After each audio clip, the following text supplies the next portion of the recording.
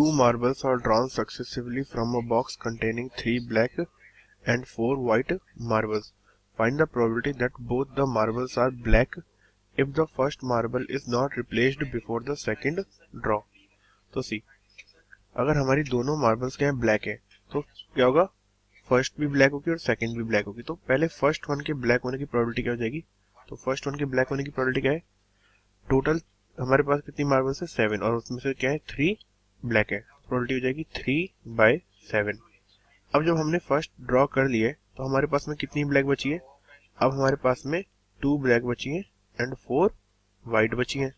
तो अब जो हमारा होगा सेकंड के ब्लैक होने की प्रोबेबिलिटी क्या हो जाएगी कि हमने रिप्लेस तो करनी नहीं है, तो टोटल ब्लैक बॉल्स है 2 और टोटल बॉल्स है 6, तो 1/3।